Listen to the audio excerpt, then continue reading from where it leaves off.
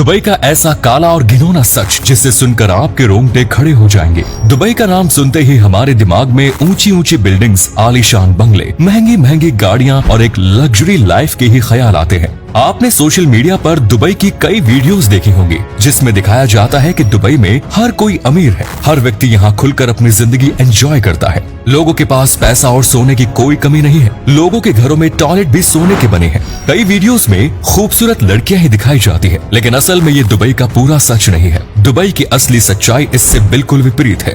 Dubai में इतने गंदे काम होते हैं कि सुनकर ही आपका चेहरा शर्म से लाल हो जाएगा। दुबई की काली करतूतों के बारे में जानने के लिए बस आप वीडियो के आखिर तक हमारे साथ बने रहिए। दुबई की चकाचौंध भरी जिंदगी वाली वीडियोस देखकर हर किसी का मन करता है कि क्यों ना दुबई जाकर ही बसा जाए।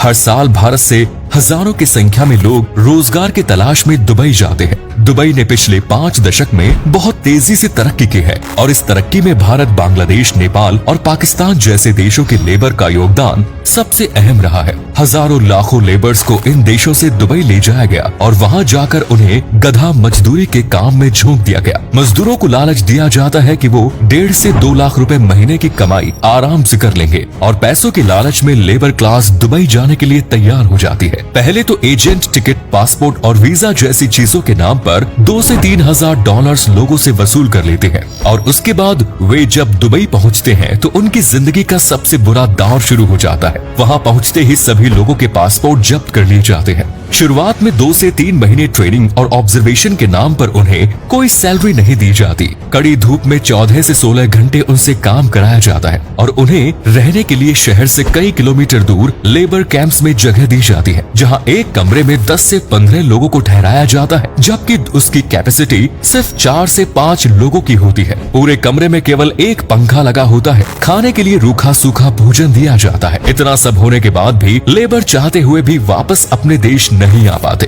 क्योंकि जो पैसा खर्च करके वे वहां पहुंचे हैं उस पैसे की भरपाई करना जरूरी है।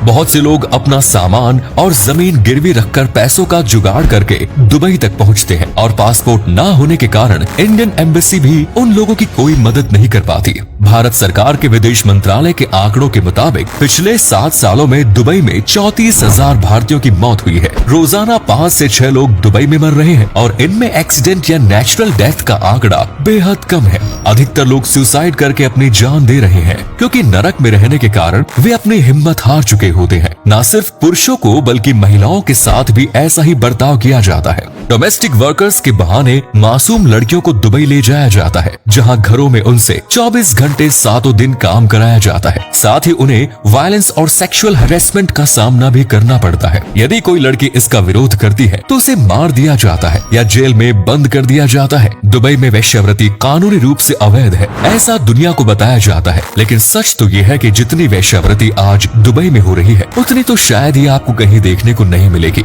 शाम ढलते ही यहाँ की रातें रंगीन होना शुरू हो जाती। शेखों को रोजाना अपनी हवस शांत करने के लिए नई नई लड़कियों की जरूरत होती है। एस्कॉर्ट सर्विसेज के जरिए दुनिया के अलग अलग कोनों से महिलाओं को यहाँ लाया जाता है। शराब के नशे में चूर होकर शेख इन महिलाओं के साथ जो चाहे वो करते हैं। वो बदले में पैसा देकर महिलाओं की जुबान बंद कर दी जाती है। कई बॉलीवुड और हॉलीवुड एक्ट्रेसेस की डिमांड भी दुबई के शेख करते हैं और एक रात के लिए लाखों करोड़ों रुपए लुटाने के लिए भी तैयार रहते हैं। दुबई की जेलों में इंसानों को इंसान समझा ही नहीं जाता, बल्कि जानवरों से भी बदतर तरीके से यहाँ रखा जाता है। छोटे छोटे बैराकों में 15-20 कैदियों को रखा जाता है। उन्हें पीने का साफ पानी भी नसीब नहीं होता और कई बार तो टॉयलेट में लगे नल का पानी ही पीना पड़ता है। खाना मिलने का यहाँ कोई भी फिक्स टाइम नहीं होता और खाने की क्वालिटी भी काफी घटिया होती है। कई बार सड़े हुए अनाज और सब्जियों से भोजन बनाकर कैदियों को परोस दिया जाता है। दुबई में एशिया और अफ्रीका से हजारों लाखों की संख्या में लोग नौकरी और मजदूरी के लिए जाते हैं, लेकिन वे मजदूर दुबई के कानूनों से अनजान होते हैं और छोटे से अपराध के लिए भी उन्हें कई साल जेल में बिताने पड़ते हैं। उन्हें कई तरह से यहाँ पर टॉर्चर किया जाता है।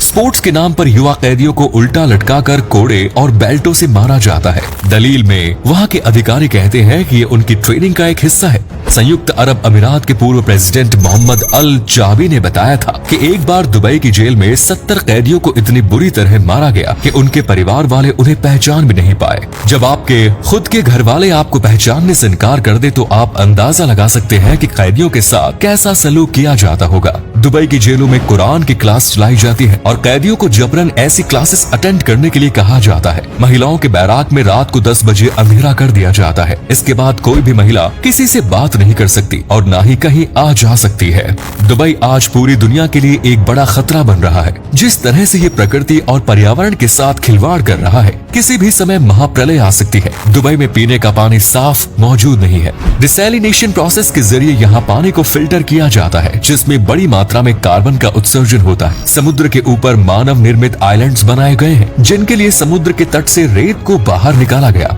इससे पूरा बैलेंस गड़बड़ा सकता है। दुबई में विकास इतनी तेजी से हुआ है कि यहाँ पर सीवेज ट्रीटमेंट सिस्टम आज तक ठीक तरह से डेवलप नहीं हो पाया। मानवाधिकारों का यहाँ पर जमकर उल्लंघन किया जाता है। न सिर्फ आम लोग बल्कि शाही परिवारों की महिलाएं भी यहाँ पीड़ित और त्रस्त है। शेख मोहम्मद बिन राशिद अल मखदूम दुबई के प्रिंस है और साल 2019 में उनकी छठी पत्नी हया अपने दोनों बच्चों को लेकर यहाँ से भाग गई थी। हया ने राशिद अल मखदूम पर घरेलू हिंसा जैसे कई आरोप लगाए। इसके बाद दोनों का तलाक हो गया। साल 2020 में राशिद अल मखदूम की बेटी लतीफा भारत के गोवा राज्य के पास गई थी। वो भी अपने पिता से परेशान होकर घर छोड़कर भागी थी। लतीफा ने बताया कि उसके पिता उसे जबरन घर में बंदी बनाकर रखना चाहते हैं। लेकिन सवाल ये आता है कि यदि दुबई में इतने सब गंदे काम होते हैं और ये देश इतना घिनौना है, तो इसके बारे में लोगों को पता क्यों नहीं चल पाता और क्यों लोग दुबई जाने के लिए उतावले हुए रहते हैं? इसके पीछे का कारण है centralised control on media. Dubai में मीडिया के अधिकार बहुत सीमित है। मीडिया दुबई के बारे में कुछ भी नेगेटिव नहीं पब्लिश कर सकती। दुबई में जो लेबर कैंप्स होते हैं वे मुख्य शहर से 40 से 50 किलोमीटर दूर बनाए जाते हैं, जिस कारण पर्यटकों को उन कैंप्स के बारे में भी कभी पता नहीं चल पाता। शेखों की पार्टियां काफी प्राइवेट रहती हैं और दुबई ऐसा कर क्यों रहा है? इसका सीधा सा जवाब है टूरिज्म को बढ़ावा देना। यदि दुबई के ये सभी काले सच लोगों को पता चल जाए तो भला कौन दुबई जाना पसंद करेगा और कौन रोजगार के लिए अपने परिवार को छोड़कर दुबई जाएगा? इसीलिए वीडियोस में दुबई को एक लग्जरी और आलीशान शहर के तौर पर दिखाया जाता है। यहाँ की लाइफस्टाइल दिखाकर लोगों को आकर्षित किया जाता है। लेकिन सच तो ये है कि दुबई मॉडर्न स्लेवरी का एक बेहतरीन उदाहरण है। तो उम्मीद करते हैं वीडियो पसंद आई होगी। अगर आई तो लाइक कीजिए, शेयर कीजिए, कमेंट्स कीजिए और इस वीडियो को देखने के बाद आपको पता चल गया होगा दुबई की घिनौनी सच्चाई का। वो कहावत है ना कि दूर के ढोल सुहाने लगते हैं, ठीक ऐसा ही हाल दुबई का भी है। दुबई का केवल एक पहलू ही दुनिया को दिखाया गया है। धन्यवाद।